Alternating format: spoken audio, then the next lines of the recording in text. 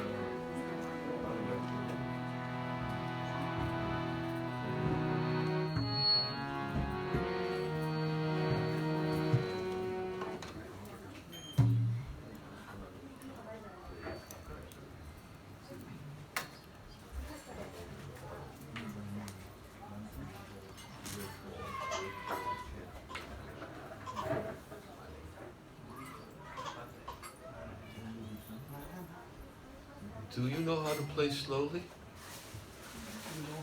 Slowly? Yes? Do you know how to play kartal slowly too? Just thought I would know, should know in advance. Usually I have to end up leading a kirtan according to the other players.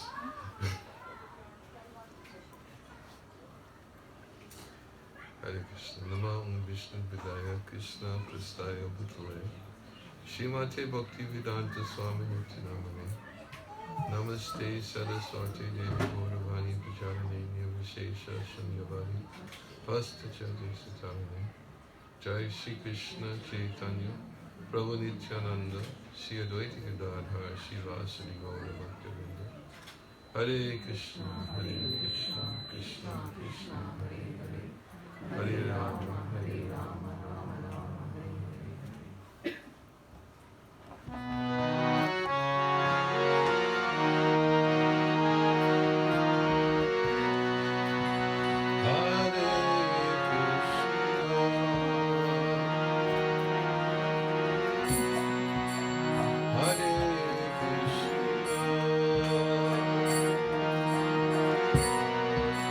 Krishna, Krishna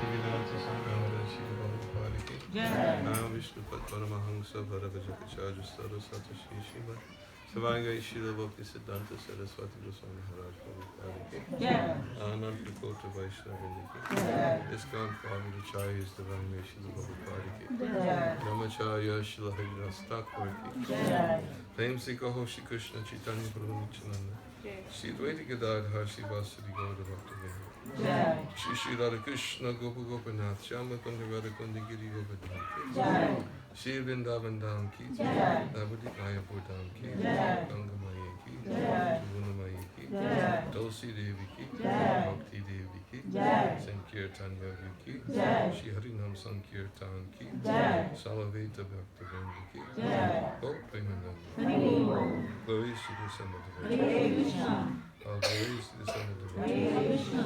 All glories to the Son of Devotion. All glories to Shri Shri Guru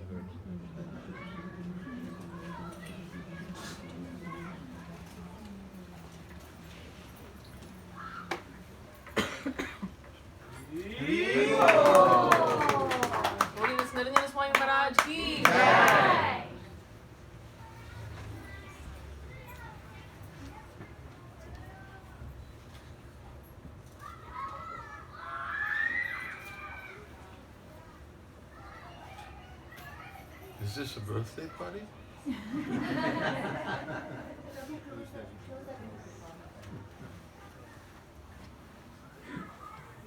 Yeah, this is not aimed properly. I have to bring it over here.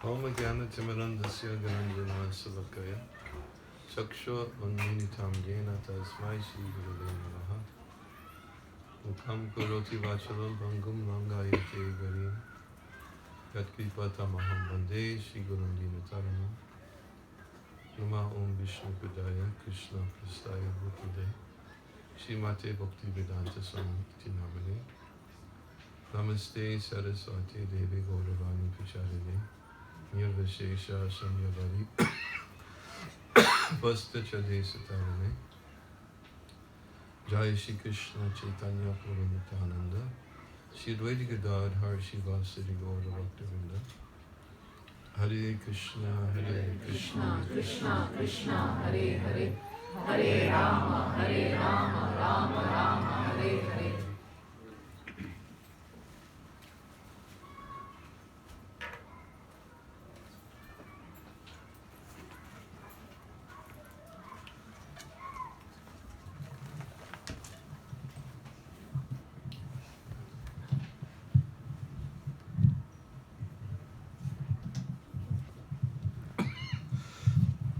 I'm going to read something short.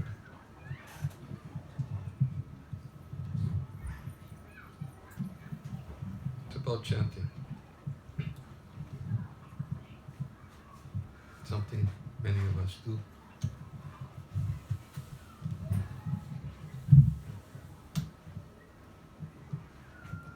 Something that, at least speaking for myself, need to improve on. We always need to improve. Or we should at least always think we should want to improve.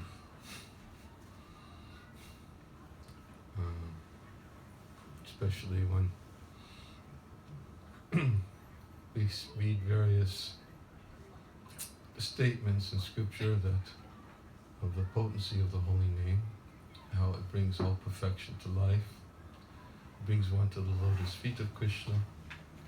We hear how Rupa Goswami describes that when he chants the two syllables Krishna, then those two syllables are sufficient to give him a desire for thousands of tongues, thousands of ears, derives so much pleasure from chanting. His mind, his senses become inert, his mind becomes stunned when it dances, those two syllables dance in the courtyard of his heart. And when we read about when he's speaking this verse, how Haridas Thakur, just by hearing this beautiful verse composed by Srila Rupa Goswami, his mind and senses become inert and stunned. He falls on the ground in transcendental ecstasy. Just hearing the glories of these two syllables, Krishna, then we may ask ourselves, Kabhi Habhi Bolo Se Din Amar. When, oh when will that day be mine? Bhaktivinoda Thakur explains that in the very beginning of their prayer, when will that day be mine? When my taste for the name will be increasing, my desire for the experiencing the taste of the name. When will my offenses will cease, and when in my heart will the mercy of the holy name be mine? When, oh when will that day be mine, when I think myself to be more tolerant than a tree, and when I will be ready to give all respect to others, not expect any respect from myself. It's, in other words, chanting is supposed to give us some fruit. And Bhaktivinoda Thakur, in this prayer of intense longing, which is called Vigyapti. Vigyapti means a prayer of submission and submitting himself before the Lord, before the name of the Lord, and petitioning, please be merciful to me. So prayer is a very important part of our devotional activities. It's one of the 9 processes of devotional service, which can be perfected, our spiritual life, simply by prayer. Who can name the 9 processes of devotional service? We'll have a little interactive discussion today. What are they? 9. Let's name one at a time. Shravanam. Hearing. Hearing, yes. What is the next one? Kirtanam. Yes. What is that? Kirtanam. Chanting. Glorification. Chanting. And what is next? Vishnu Smaranam. Vishnu Remembering Smaranam. Krishna. Remembering. Yes. Hearing, chanting, remembering. What else is there? Archanam. Worshipping Krishna. Worshipping. That's 4. Vandanam, offering prayers. Vandanam is offering prayers. What is? Serving the lotus feet of Krishna. Serving the lotus feet of Krishna. What else? That's 6. We still have 3 more. Dasyam. Serving as a friend. What else is there? Atmanivedana. That's 8. Once a fully to Krishna. What did we miss? Sakya. Okay. Serving as a friend. So,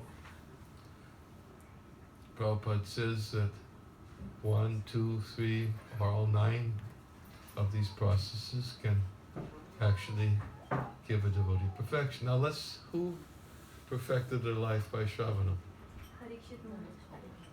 Huh? Parikshit Maharaj. Who perfected their life by Kirtanam? Haridas Thakur. Who? Haridas Thakur? But he's not the person who's given. Shukadeva Goswami, yes. Of course, he perfected his life by Kirtan. But Haridas Thakur. And Shravana, Kirtana, Vishnu Smaranam?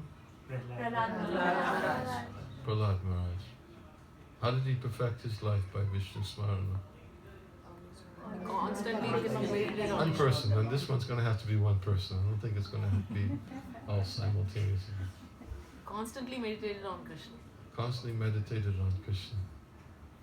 Yes. In fact, Bhagavatam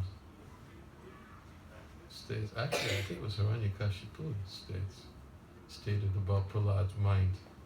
Said it was just like a dog's tail.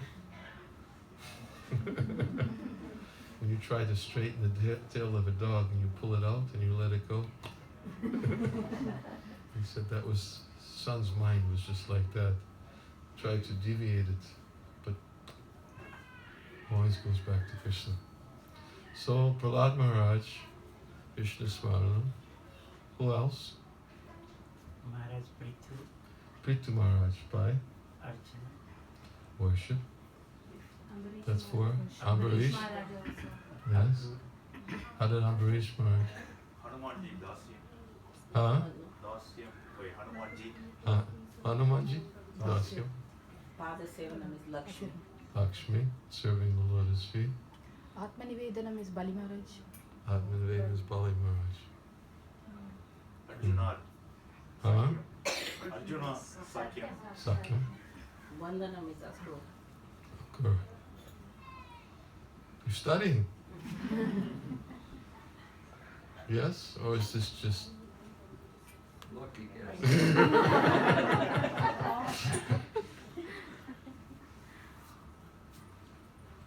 Bali Maharaj, Atmanivedanam. Who can tell me a little bit about why Bali Maharaj is Atmanivedanam? How did he surrender everything? Jairade. He surrendered literally everything.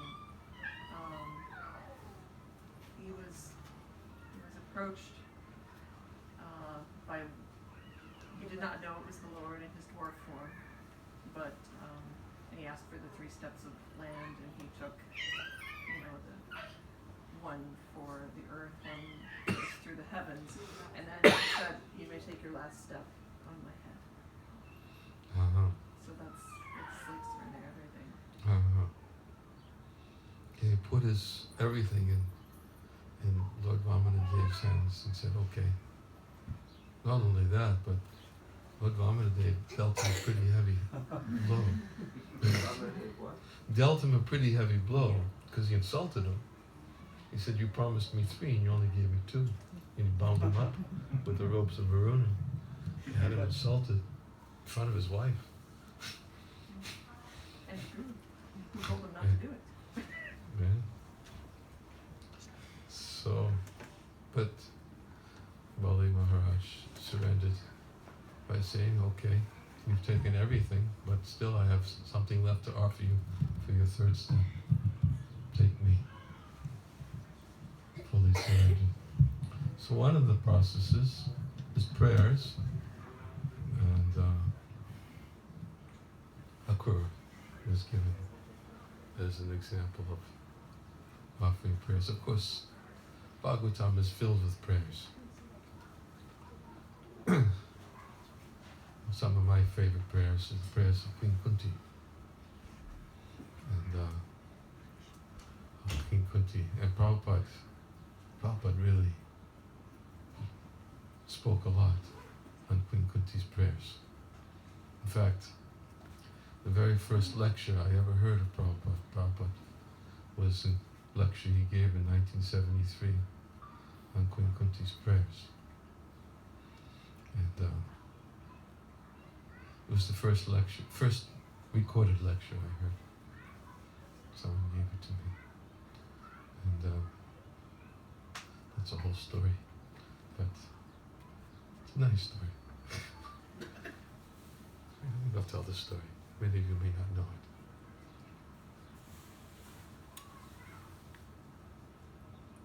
it. I had a godbrother, his name was Keshava, Bihari Mahaprabhu, I'm sure he remembers it. And he was, whenever I would visit the Boston Temple, he would always greet me, take care of me, became my friend. And sometimes he would give me little gifts. So on one of my visits to the temple, he gave me a cassette of Srila Prabhupada, because that's all we had in those days. We didn't have didn't have the MP3 players. So we had the little audio cassettes. And it was this lecture of Prabhupada on prayers by Queen Kunti.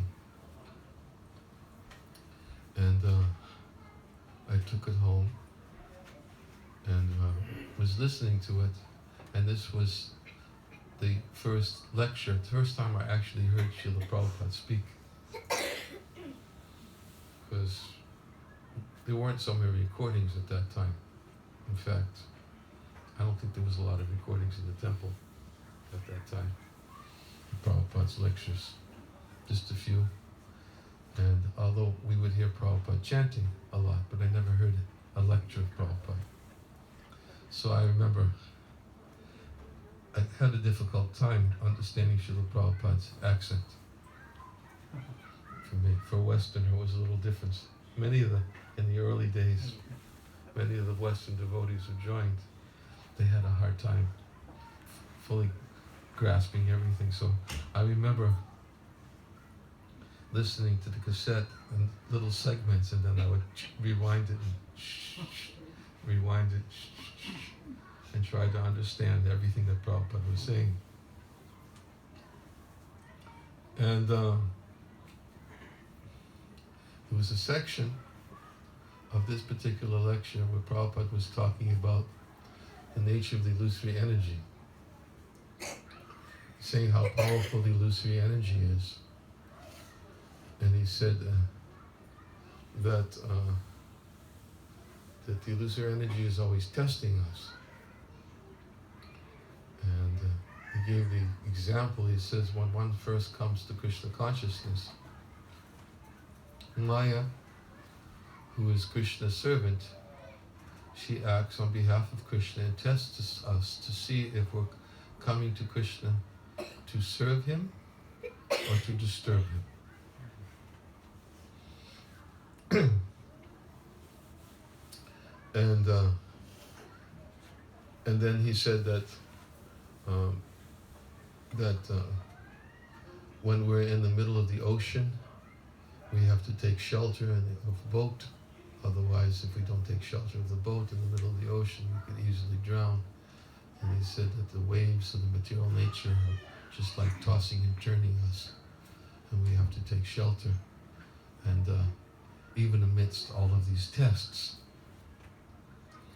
And Prabhupada, this was first, kind of the really first instruction for me that I really took to heart, because I was just coming to Krishna consciousness.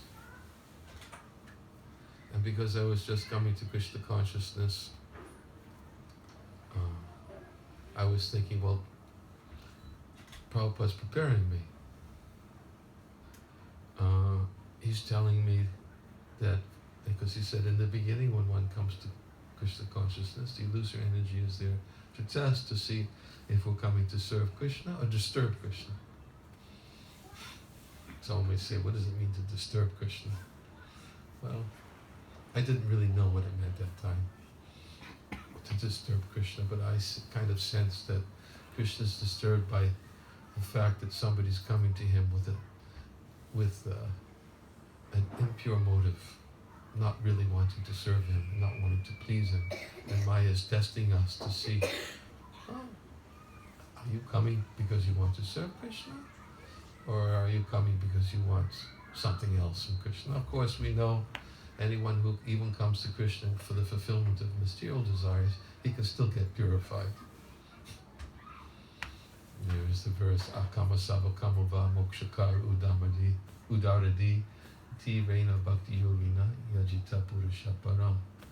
That whether one has no material desires, or he's filled with desires, or is desiring liberation, a person who has broader intelligence must by all means worship Krishna. And Prabhupada gives the example in relationship to that verse that just like the sun can purify the most impure place by its ultraviolet rays, that even if we approach Krishna with some impure motive, but if we approach Krishna, Krishna is the best person to approach, because Krishna can purify even the most impure motive from within the heart. And in fact, we oftentimes quote a verse from Padma Purana, Namaparada Yuktanam, Namanyeva Harantigam Avishanti Prayuktani Tanyavata Kritani Cha. Prabhupada quotes this verse, that the chanting of Hare Krishna is recommended for those who are committing offenses, because even though they are committing offenses, if they simply go on chanting Hare Krishna sincerely, gradually they'll become free from offenses. They'll become freed from the impurities in the heart. If they chant sincerely, we understand it means chanting with a desire to become freed from offenses. Chanting with a desire to overcome the obstacles on the path of devotional service. Chanting with a desire to find shelter at Krishna's lotus feet. Chanting with prayer. And many times Prabhupada speaks about it, and Srila Bhaktisiddhanta Saraswati gives a very elaborate detail that chanting is a form of prayer. We're praying to the Lord not only, please engage me in your service, please give me service, but we're praying to the Lord, please help me overcome these obstacles that are there in my heart, which are obstructing me from my path to reaching the shelter of your lotus feet. It's a prayer. It's a prayer. Because obviously, as we spoke about in the beginning, if Rupa Goswami experiences such ecstasy, Haridas Thakur experience such shelter, and there's so many examples of devotees who experience so much just by chanting Krishna's name. If we're not experiencing that, then, Bhagavatam says the heart is steel framed. If by chanting these names, if we don't experience ecstatic symptoms by chanting, it means our heart is still steel framed. There's still some obstacles that need to be overcome. We were reading the other day, I'm getting sidetracked. I'll come back to the story about Prabhupada in a second. But we were reading the other day about what are the different kinds of anarthas.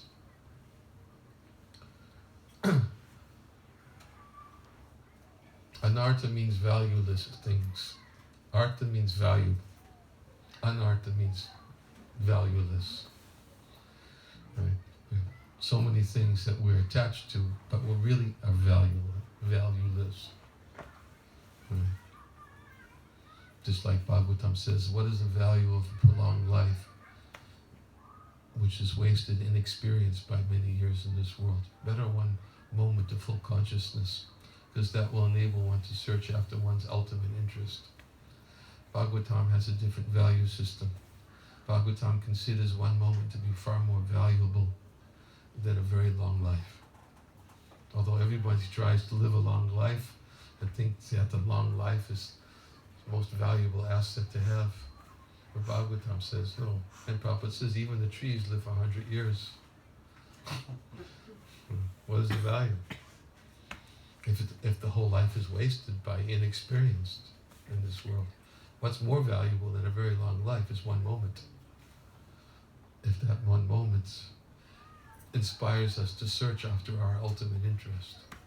Like many of us, I'm sure, have experienced that moment in the course of our devotional practices, that like, wow, yeah, I want to be Krishna conscious. But if we're not careful because there are different kinds of anarthas, and what happens is that enthusiasm, that the strong desire, that determination can be swallowed up, consumed by our anarthas that are there in the heart. And as I said, I was reading the other day the different types of anarthas.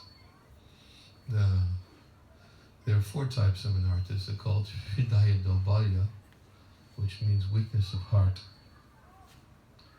Another type of anartha is aparad, it's an offense. Another type is called a satrishna, it's thirst for material objects. And the 4th type of anartha is called tattva vibrama. Tattva vibrama means to be ignorant of what are the obstacles in the path of devotional service. It's an anartha. in each one of these categories, Sridhaya Dalbalya means weakness of heart. First is to be attached to those things that have no connection with Krishna. That's the kind of, it's an anart. No connection. Of course, everything's connected to Krishna.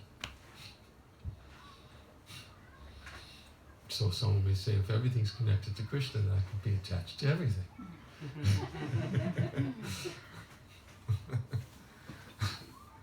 But in the Chatuk Sloki, the 4 essential verses of Srimad Bhagavatam that the Lord revealed to Lord Brahma, then the Lord says to Brahma within his heart, whatever you see of any value, if it has no connection with me, you should know it to be my illusory energy. That reflection which appears in the darkness. So he says that if you see something valuable, but if you don't see its connection with me, then it's mine. Because everything's connected to me. But what makes it so valuable if we don't see it connected to Krishna? What makes it so valuable is like, oh, it's valuable to me. But if it's just valuable to me, but it's not connected to Krishna, then the Lord is telling Brahma, this is Maya. This is illusion. So, first type of Hridaya Dalbalya is to be attached to those things that have no connection to Krishna. It means to be attached to those things because it brings me happiness. Whereas the greatest happiness is to be attached to those things which give Krishna happiness. This is real spiritual attachment. In fact, in one of these prayers, I was going to read a prayer. I'll get to it. Believe me, I'll get to it, I promise. But in one of these prayers, one of these quotes, in this book that I'm reading from, Srila Bhaktisiddhanta Saraswati Thakur says,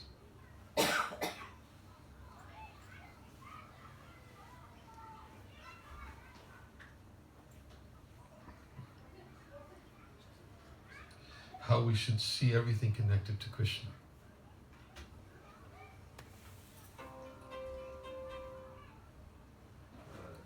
He says we should see this material world and everything in it as full of ingredients for the Lord's service. Everything in this world is meant for Krishna's service. The day when we can look at the world like this and become liberated from the material conception, we will be able to see the material world as the spiritual world, Goloka. We should treat all women as Krishna's beloveds. They are to be enjoyed by him. Do not look at them with an enjoying spirit. They are meant to be enjoyed by Krishna, never by the living entities. Treat your father and mother as Krishna's father and mother. Instead of considering your children your servants, treat them as friends of child Krishna. Then you will not see the material world everywhere, but Goloka. Spiritual vision. Can you read it again? It's nice, isn't it? Yes, I read it again. He said, we should see this material world and everything in it as full of ingredients for the Lord's service. Everything in this world is meant for Krishna's service. Everything's connected to Krishna. But do we see it that way? The day when we can look at the world like this and become liberated from the material conception, we will be able to see the material world as the spiritual world, Goloka. We should treat all women as Krishna's beloveds. They are to be enjoyed by him. Do not look at them with an enjoying spirit. They are meant to be enjoyed by Krishna, never by the living entities. Treat your father and mother as Krishna's father and mother. Instead of considering your children your servants, treat them as friends of child Krishna. Then you will not see the material world everywhere, but Goloka.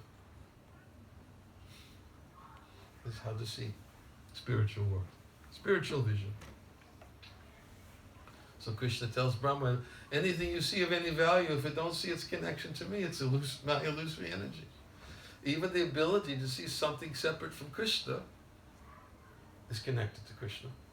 Krishna's given it. Mama Maya Durachya. He says, Davi Yesha Guna Mai, Mama Maya Durachya. This is my divine nature. This divine nature of mine, consisting of the three modes of material nature, very difficult to overcome. It's Mama Maya. Krishna says it's my Maya. So Krishna has given the illusory energy. Illusory energy is connected to Krishna, and because the illusory energy is connected to Krishna, and she's a servant of Krishna, therefore, as Prabhupada was saying, in the beginning when one comes to Krishna consciousness, Maya, the illusory energy, is going to test us. Are we coming to serve Krishna? Are we coming to disturb Krishna? That's her service. Do you really want Krishna? Or do you want something else? Anyways, I was talking about Hridaya Davalya, and I only got to the first one, but well, I'll get to the other ones too. 4 types of Hridaya Davalya. First is to be attached to those things that have no connection with Krishna. The second is to find fault with, to criticize others. And third is to want, desire false prestige. And fourth is envy. This is the 4 types given as of weakness of heart. Anyways, if I go into all of them, all the different types of anarthas, it would be a very long class. But I was listening to this tape of Srila Prabhupada again and again and again. And then I was thinking Prabhupada is preparing me because I'm just coming to Krishna consciousness, and he's telling me that I'm going to be tested. So I felt really prepared. Really prepared for this test, because I almost felt like Prabhupada personally was telling me, you're going to get tested, and you should know it's Maya, who's Krishna's servant, who's testing you. And if you remember that, you're okay. You'll pass the test. So I thought, okay. Shortly after, I was listening to that tape again, and it was the only tape I had. I used to listen to it constantly, practically had it memorized. Because we didn't have, like I said, many tapes in those days. But I remember that part so vivid. And I moved into the temple. And when I moved into the temple, in the beginning,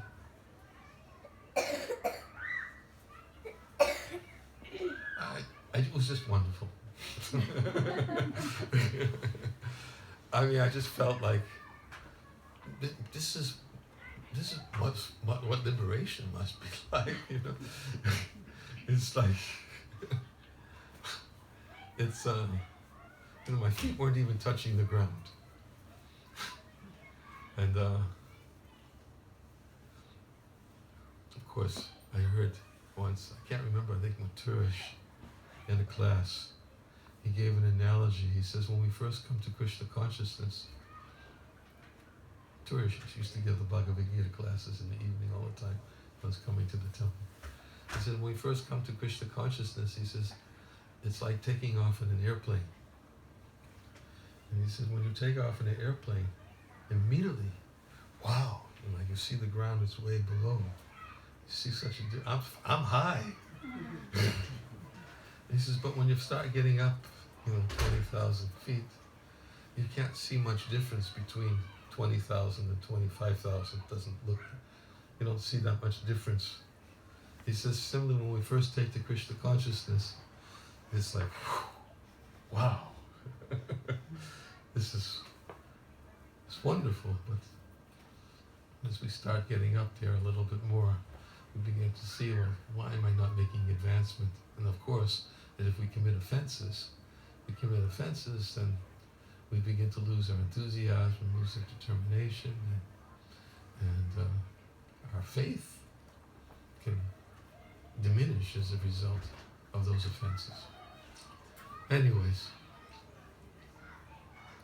so when I first entered the temple, it was a very, very nice experience. And I was thinking, I'm not getting tested. I thought that, what Prabhupada, he said in the beginning, Maya's going to test you. And I was thinking, I thought maybe the test was what I had to go through before I moved into the temple. Because I was definitely tested. I had a lot of things I had to give up. But once I was in the temple, I think this is wonderful.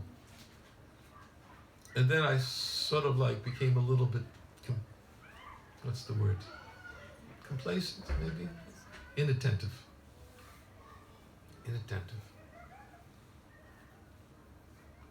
And then after a few weeks, I noticed it was very difficult to get up from Mangal Arti. It started to become more difficult. You remember Hari Gadam? Oh, yes. He was an Air Force sergeant, right? He was the one who, I'm sure, tested you. You got it. He was formerly an Air Force sergeant, or an Army sergeant. It was one or the other. He was definitely a military sergeant. Can't remember if it was Air Force or Army. Yeah. And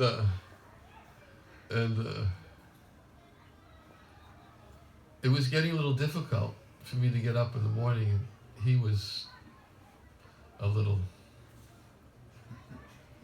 provocative. Sometimes he would throw water on me. His favorite activity was lifting the end of my sleeping bag and shaking me out.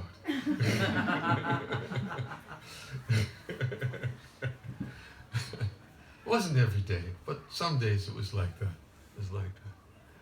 And it was starting to become more and more difficult, but somehow I had forgotten what Prabhupada had said. It's just completely, I don't know what happened, but I wasn't thinking about it, and I didn't realize that this was probably what Prabhupada was talking about. And I started thinking, every morning I started to think, I don't know how much longer I can do this. And my mind was thinking, how long can I tolerate this? It's getting so hard. And I remember one morning, I remember very vividly, I took my fist and I hit the floor. I said, that's it, I'm leaving. I can't do it anymore. And then all of a sudden, it was like somebody turned on a tape recorder. And Prabhupada was saying, in the beginning, Maya will be testing you to see if you're coming to serve Krishna or disturb Krishna. And it was just like, wow.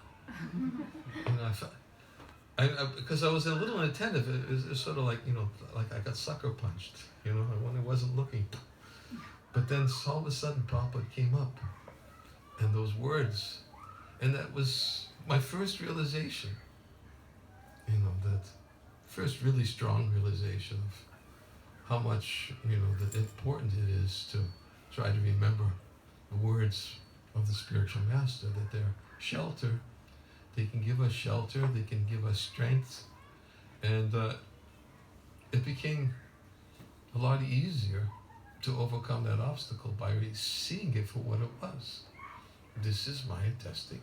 In the beginning, do you want to serve, or you want to be a disturbance?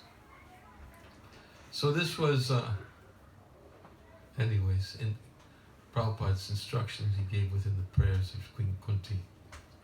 One of the lectures he was speaking about how the illusory energy is very powerful. So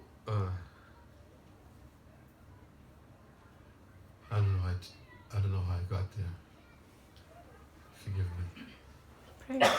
Huh? Prayers. Prayers. Yes, prayers. Yes, prayers. That's right.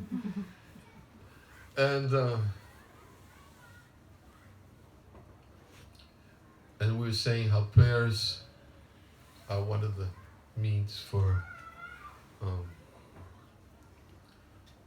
one can achieve perfection. But sometimes we may not really know what to pray for. I was having a conversation with a devotee the other day, and this devotee was appreciating that he felt the need to take risks for Krishna,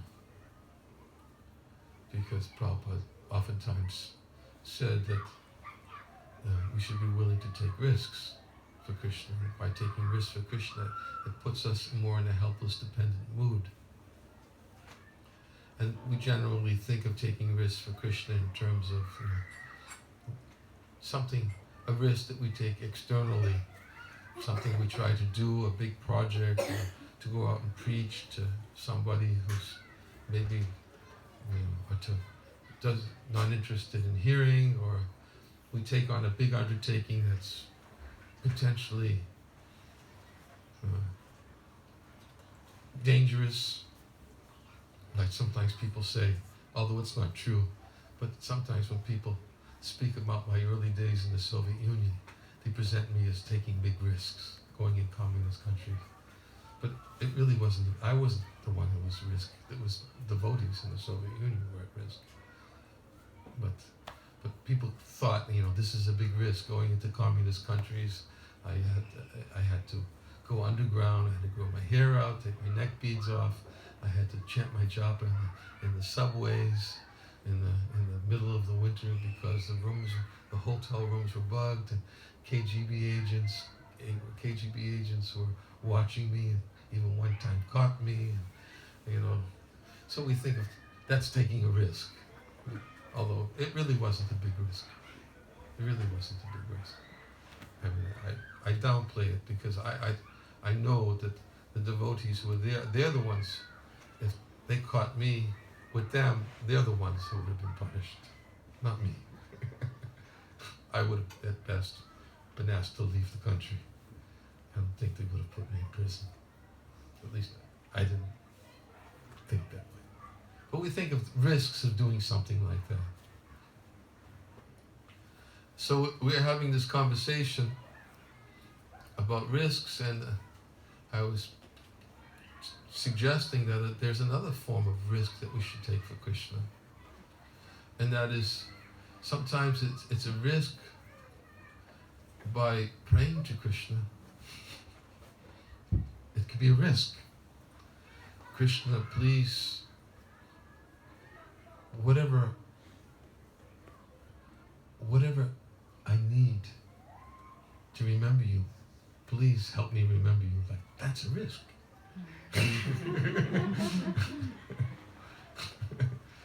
We might be afraid that I'm not ready to say, Krishna, you're free to do everything and anything, but I'm always your wish. You're always one. It's to pray like that. Sometimes it's a little. It can seem like a risk. But sometimes I tell devotees that if we are afraid to pray like that, and we should say to Krishna, Krishna, you know how weak I am. You know how delicate my faith is. You know everything better about me than I do. And because you know everything about me, can you please take all these factors into consideration?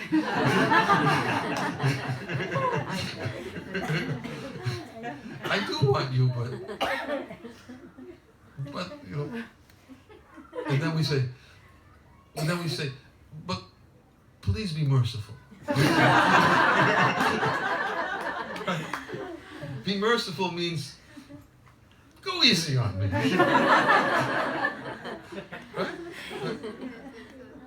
How many times have we felt ourselves like stopping, like, well, I don't know if I'm ready for that one yet. Maybe I'll just. It's good to hear when somebody else. We hear about Bali Maharaj. Now that's really far out. Bali Maharaj said, "Okay, place your third step in my head."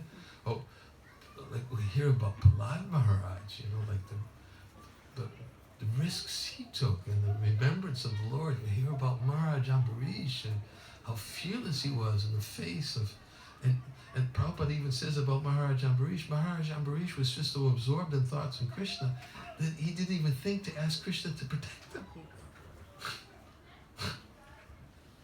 So absorbed in thoughts. He felt so protected remembering Krishna that he didn't even bother to ask Krishna to protect me. We have examples like that. So risks, sometimes we may see that, it's a risk to pray for something that could potentially be hard for us to surrender to and to accept. But Krishna knows already. He knows what we need. He knows, and not only that, but there are so many examples of how Krishna gives support to help us through those tests. Right? And what is that support that he gives? Is that we can remember him. If we can remember him, then that's mercy. And that's why devotees always pray that wherever I am, whatever happens to me, please don't ever let me forget you. Because by remembering you, my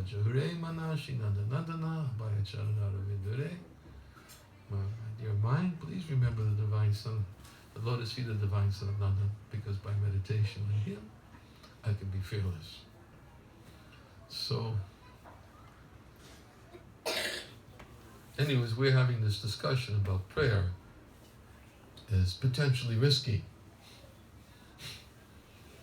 And if we're not fully dependent on Krishna's mercy, but as we know, one of the principles of surrender, of Sharanagati, is to always be dependent on Krishna's mercy.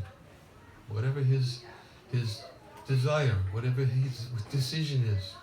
We oftentimes quote the verse by Prahlad Maharaj, Balasya Neha Sharanam Pitaro Nishinga, Natasya Chagadam Udantati Rajatam Now.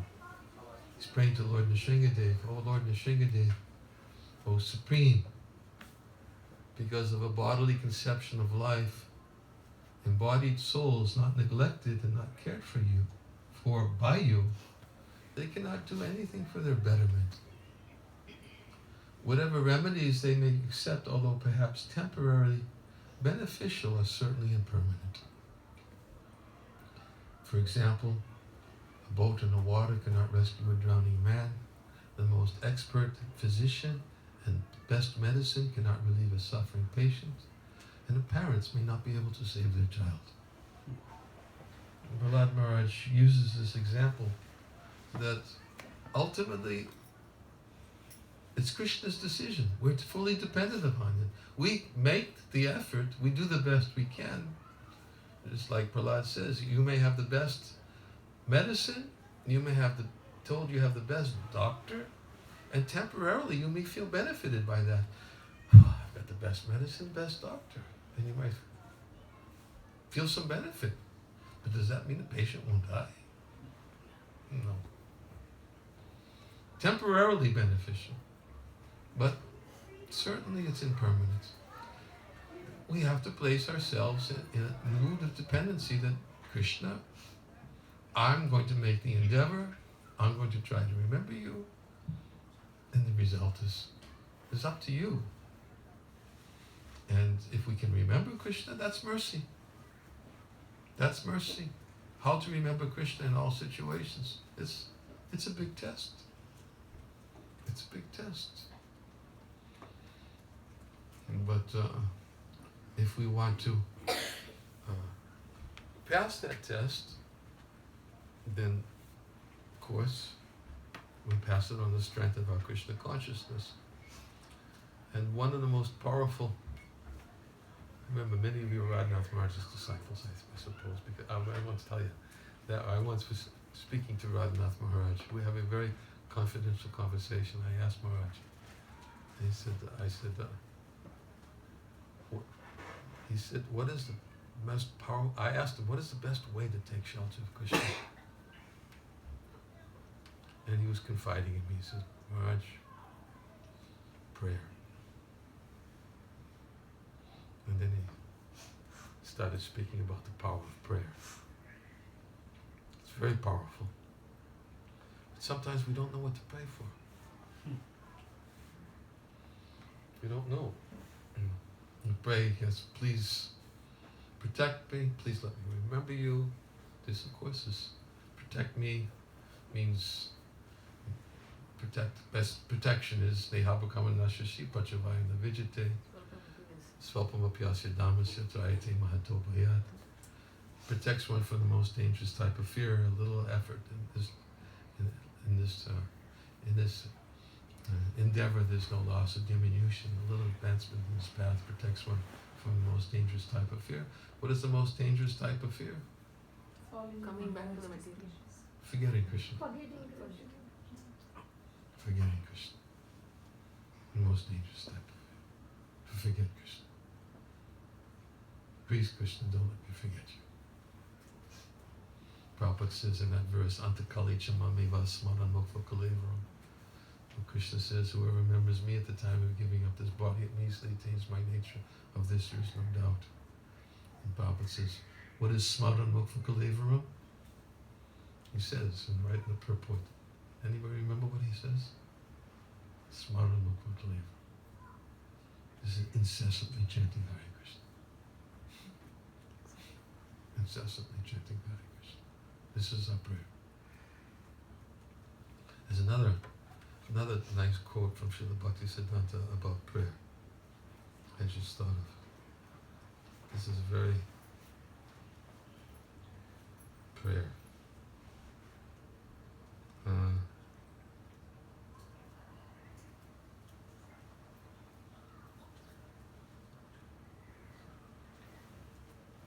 He says, no, that's not it, excuse me.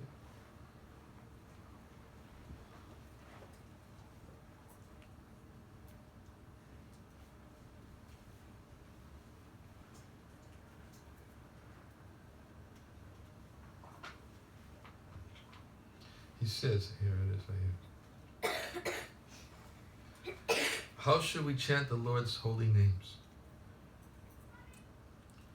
He says, pure devotees do not chant the Lord's names to counteract sinful reactions, to accumulate piety, to attain heavenly pleasures, to mitigate famine, devastating epidemics, social unrest, disease, civil strife, or to obtain wealth or an earthly kingdom. Since the Lord is the Supreme Personality of Godhead, to ask Him to fulfill our wishes is to treat Him as our servant. This is an offense. Therefore, calling the Lord's names for any reason other than to attain His devotional service is useless. Jesus Christ told us not to take the Lord's name in vain. However, this does not mean we do not need to always chant the Lord's names while sleeping, awake, eating, or enjoying happiness. To chant the Lord's name, begging for His service is not a useless activity, it is our only duty. But to make a show of chanting for some other purpose, in other words, to fulfill our own desires, is useless. We should not take to the chanting of the Lord's names uselessly. We should not chant to attain religiosity, economic development, sense gratification, or liberation. We should always chant to attain the Lord's service. Anybody have any questions about that? What about chanting for someone else? For their spiritual progress? It's a prayer for other spiritual progress, yes. Well, Prahlad Maharaj is praying for the spiritual progress of all living entities. to the Lord Nrsingadev to please forgive his father. And during the Mahaprakash Leela, the Lord Chaitanya was giving benedictions to the various devotees. Some devotees were asking, please, O Lord, please be merciful to my father. This request was one of the examples of pray for others, but to pray for a spiritual benefit. Right. For spiritual benefit.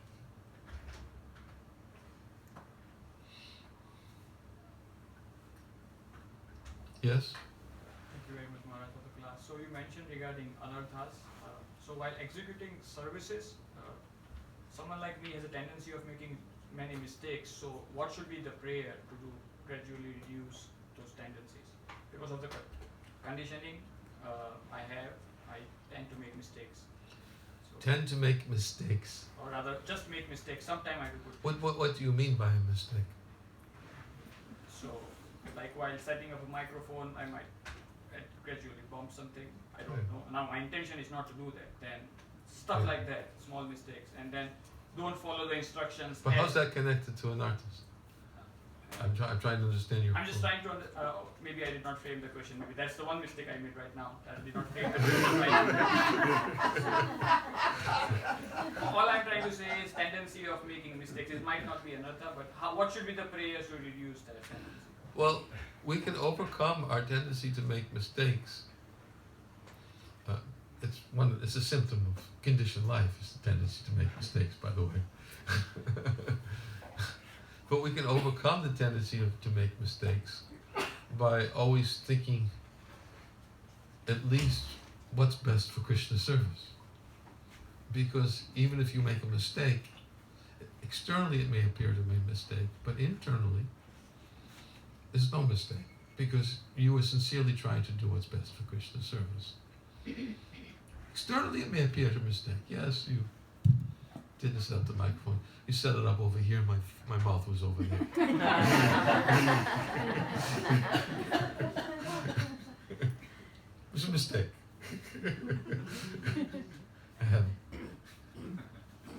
Or the other night when you set up the microphone, I said I had to chew the microphone. There's no sound coming out. It's because it was a mistake, but you didn't know, right? You didn't know that somebody had turned off the amplifier upstairs, right? So it may be a mistake, but if you're trying to do what's best for Krishna service and trying to avoid making decisions for your own personal happiness and comfort, then Krishna helps us to rectify those mistakes. He helps to rectify those mistakes. But there's always, as long as in the material world, you should expect externally there will be mistakes. But when we make a mistake, especially when it influences, or I guess maybe this is connected to your question, or it may appear like an offense to a devotee, or it has a negative impact on another devotee, then we should beg forgiveness. That's the best way to rectify it. Beg forgiveness. Please forgive me for being bumbling. I beg for your forgiveness. I wasn't looking for that. Yes.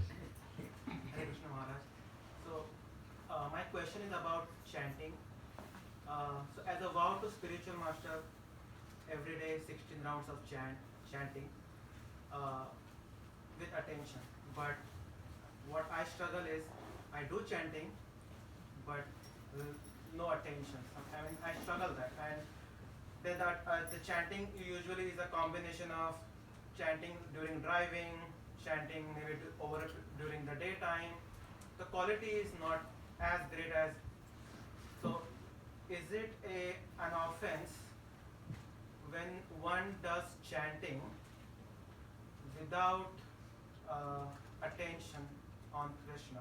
Sometimes those are just a mechanical rounds, and sometimes the mood is just to finish the round because that's our vow to a spiritual master. So that's your mind always struggle, oh, during a day I have to finish because that's my vow, but mind also know that there is no quality in it. So is it an offense? Madhavanandapu, could you answer this question? 10th offense of the holy name is to be inattentive while chanting. So we should be attentive. We should always chant, but some of the times our job with it, that is for our spiritual master, that should be special. We should be very, very attentive. We should go into samadhi.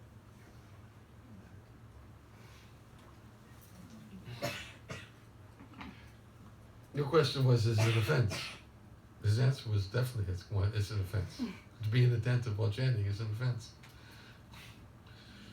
I remember somebody in the early days gave the example that if you're calling somebody, you're calling their name and then you're looking the other way as they're approaching. Pretty impersonal, isn't it? Calling them and just showing no interest. Same thing in calling Krishna's name, but showing no interest. And if he's present in his name, why are we showing no interest? Because we don't perceive his presence in his name. Granted, we don't perceive his presence in his name, but that doesn't mean he's not present in his name. It means that our perception of the name is covered. Just like the sun. The sun is always bright, but our perception of the sun is covered by clouds. The clouds of the narthas and the fog of ignorance. But the sun is always bright. You go above the clouds, there's no question of darkness and nothing covering the sun. Same way our perception of Krishna's name is covered by the cloud of anarthas and the fog of ignorance. And one of the offenses, as we said, one of the anarthas is aparadhs. And there are 4 types of aparadh. There's namaparad, there's sevaparad, there's offenses to elevated Vaishnavas, and there's offenses to all living entities. There's 4 types of aparadhs. All living entities, we can offend all living entities is also considered. And Lord Chaitanya repeats again and again in Chaitanya Bhagavad to be very conscientious about not offending other living entities. He says, they're all my sons. So, but these one of the offense, the first is namaparad. And namaparad means one of them is being inattentive while chanting. It's a form of madness.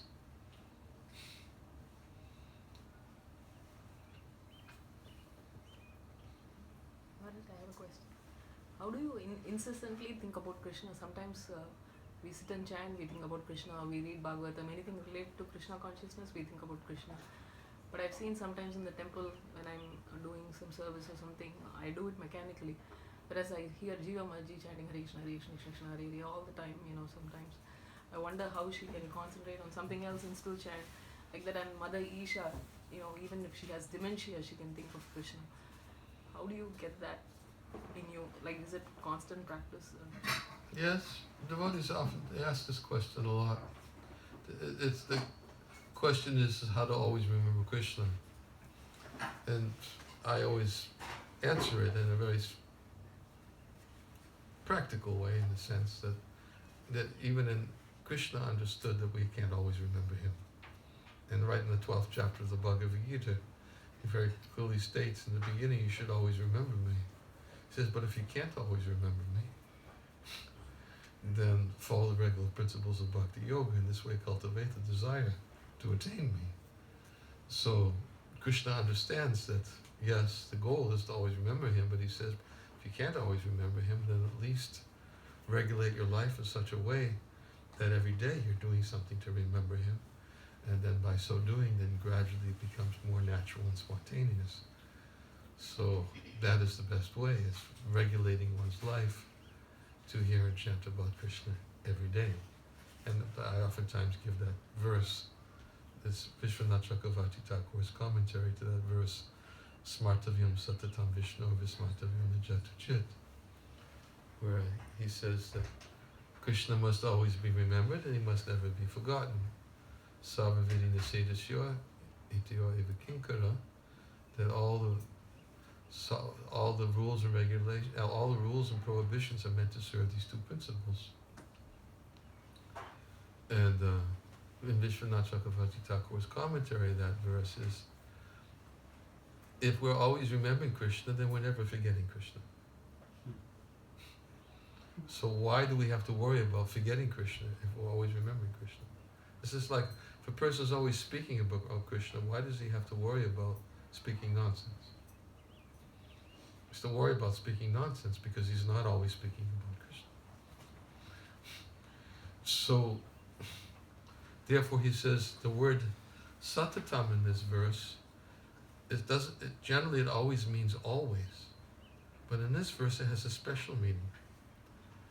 Because it talks about remember Krishna and don't forget Krishna. But it's not for people who always remember Krishna, because people who always remember Krishna, they don't have to worry about the nishedas. Because they're always remembering Krishna. So therefore he says in this word satatam, although ordinarily it means always, it means every day. Every day. If every day we regulate our life to do something, to remember Krishna, whether it be through prayer, japa, hearing Srimad Bhagavatam, to kirtan, worship the deity. If every day our life is molded, and how many times do you hear Prabhupada said, one has to mold one's life in such a way that he can always remember Krishna.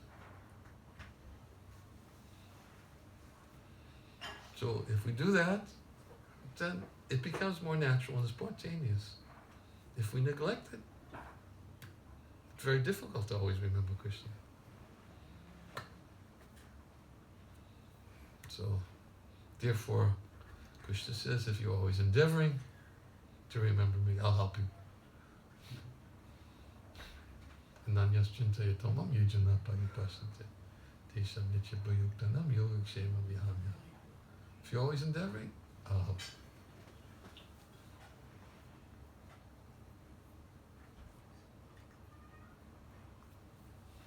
you. Yes, Sridhar. Maharaj, you were talking about prayers, and as you said that we don't know sometimes what to pray, and most of the time I feel that, because I see some devotees, they chant like Brahma Samhita or some shlokas.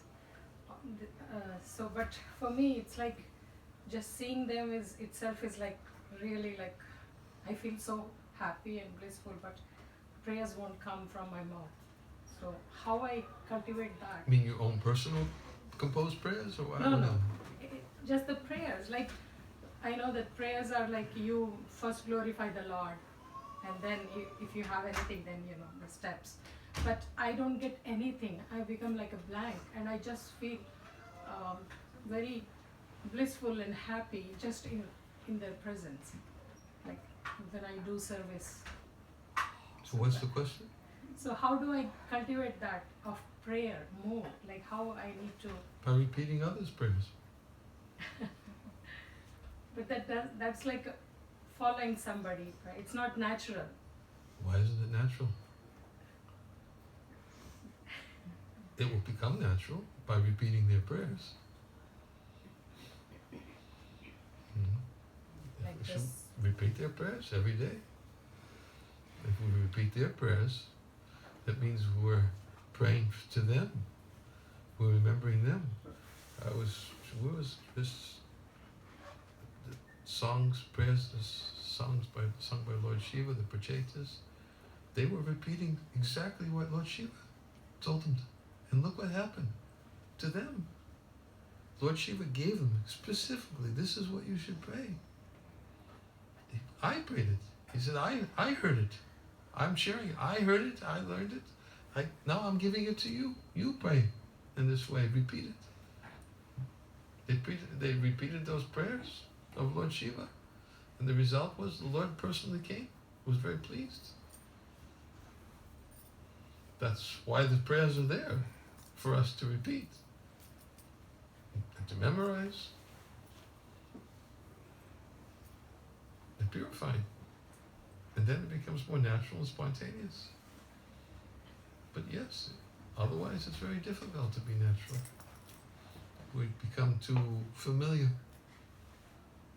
Familiar if we're not careful. I remember Vaisheshika Prabhu saying that, if you cultivate learning these prayers will help you, like how Gajendra was remembered when he was in the crisis. So. Yeah, look at you remember the prayers from previous births.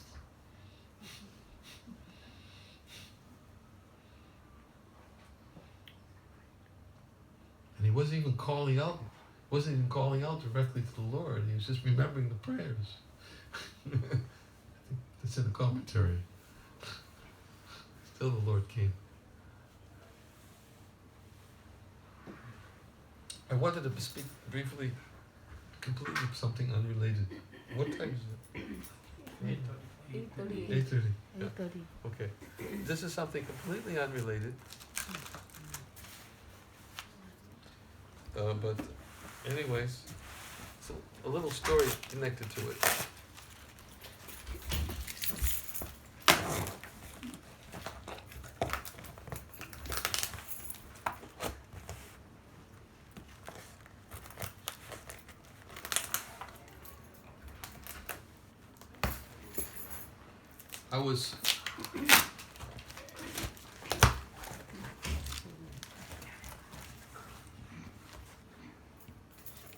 I was flying from Calcutta to Delhi last November, and these are, by the way, these are Shama Sundar's books. I have a whole bunch of them. He contacted me and asked me if I could help by purchasing some books in advance so he could print. Otherwise, he wasn't able to print. So I got a lot of these books, and I'm going to give them out tonight. If you want to give donations, you can. But I'm going to tell you the story connected, somewhat connected. When I was flying from Calcutta to Delhi, I met this person. He works for this company, BlackRock Investments or something, big investments company. We struck up a conversation. Turns out he's a Radharaman Bhakta from Vrindavan. And very nice person. And he used to go, when he's young, he's early 30s. But as a child, he used to go to Soho Street Temple with his parents. He knows a lot about Prabhupada. And we struck up a conversation the whole flight. And he came forward with a proposal. And he said, I want to do something. He says, one of my specializations in working in BlackRock at that time, he's doing something else now, was he's in the IT department, and he does puts together a fundraising platform for nonprofits, things like that. And he came forward with a proposal to do to put together a team of people to produce a website for us, for cows, for cow protection. In fact, it's there if you go online now. It's called Go Fund Cows. Go Fund Cows. .org. Go Fund Cows. It's his idea. And I've been working with him. I immediately wanted to encourage him. He wanted to do some service, do some seva, so go seva, and he wanted to do for ISKCON projects. And I connected him with the ISKCON Ministry of Agriculture and Cow Protection, Kalakanta Prabhu. And we've been having a lot of conference calls over the last few months, and the site is just about ready to be launched, and it's going to include any project that protects cows eventually, any project that protects cows, they can become part of this global fundraising campaign, and people can just choose what is most attractive to them of what they want to donate for. They want to give to this Goshala, they want to give to that Goshala, they want to give to this system for this project, you know, they may need a new barn. And they're going to have all the cows, pictures of the cows, how old the cows are, how much milk is there, and getting people who want it, if they want people want it. And it's going to be set up in such a way that it's not going to be conflicting with any existing projects. Because immediately people start thinking, you know, it's just going to be a global campaign, and it's really progressing nicely. Why am I bringing this up? The reason why I'm bringing it up is just this afternoon, I found out that the two things that are still left for one thing that's left required for launching the site is we need some promotional videos. And I'm trying, Yadobar is ready to oversee it, but he can't do the filming, he can't do the editing, he's traveling, but he says he's looking for some people and who could possibly do this, but he knows it's going to cost something. And I asked him what's the potential costs, not so important, but there are potential costs, significant. So, because I just found that out today, I thought I would give out these books to anybody who wants. You can have, if you'd like to give a donation, whatever donation you give, I'm going to use for the Go Fund Cows video project. Because it's ready to launch, and I'm really confident it's going to be very big, very big. The person who's doing this is really super together.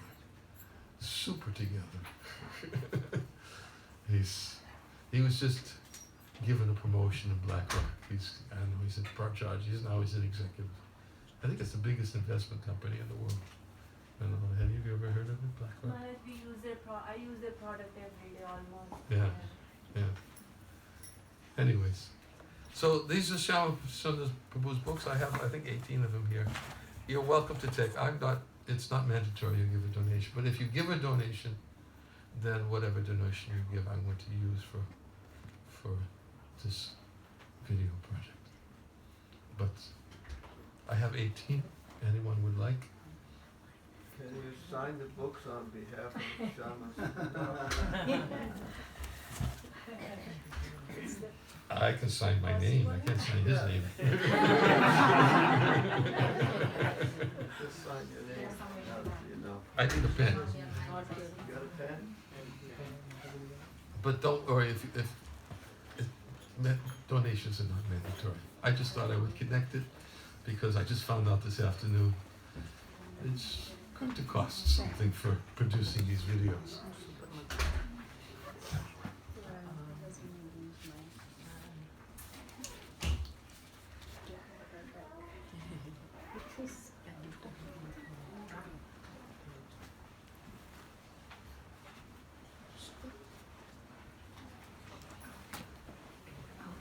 Who wants? I'll take one.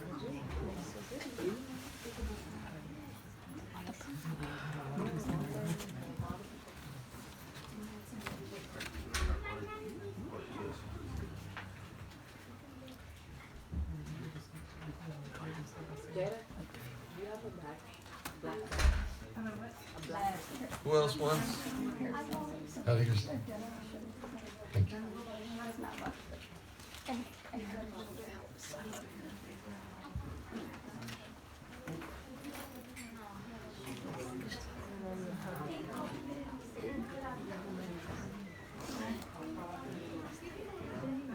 Who else wants?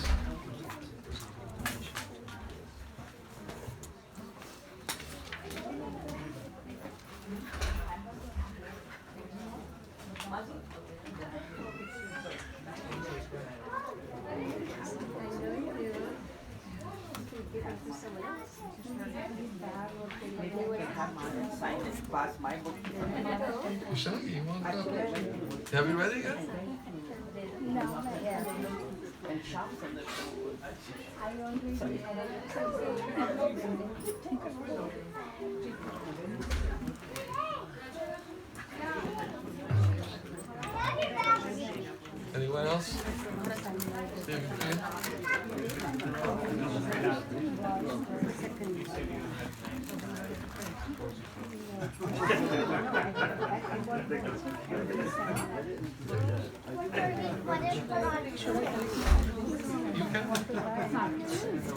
That's also. Sorry. Somebody's phone. It's not mine. It's your So opposite stay close. Stay close.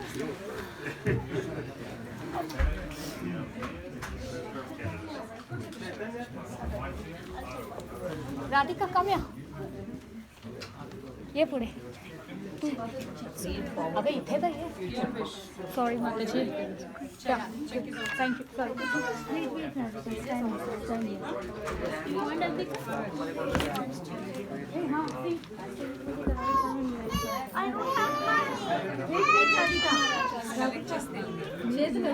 Don't rush okay 2 minutes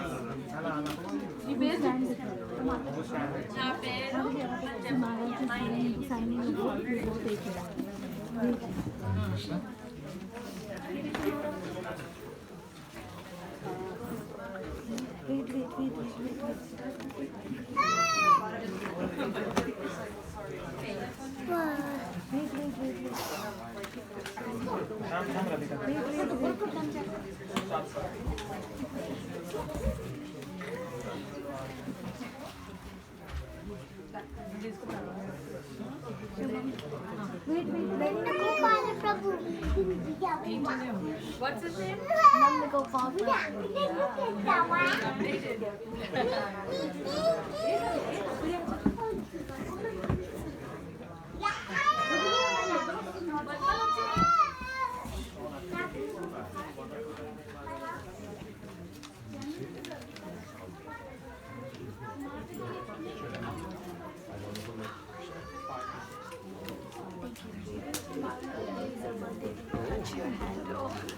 Hare Krishna.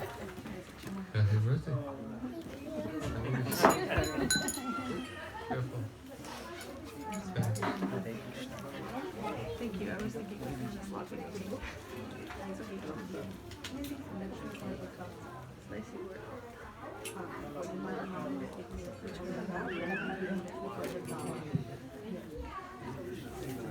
Who else?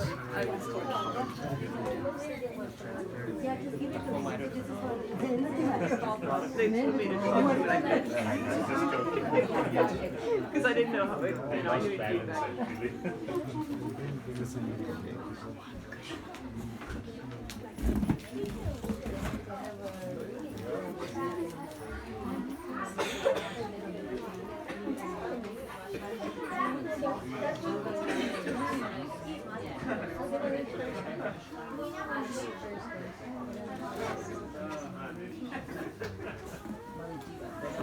Anyone else?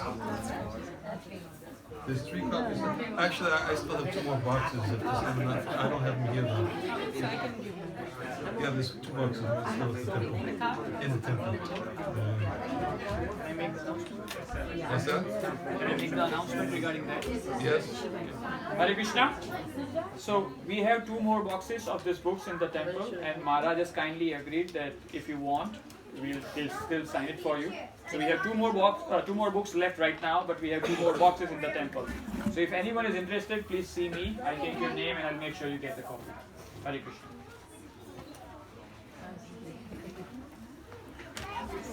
Huh? You have to go. We got this. We all have You have to go. Okay. Thank you. Okay.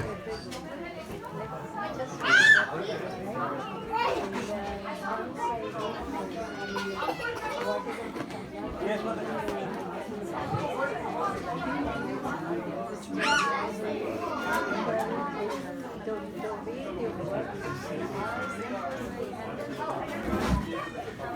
Last book.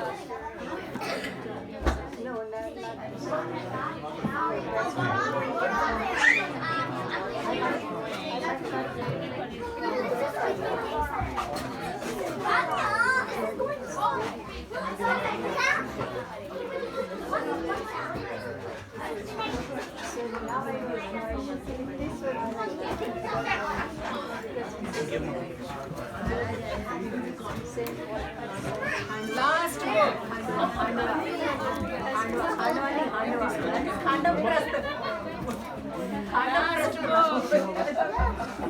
Hare Krishna, just one book left.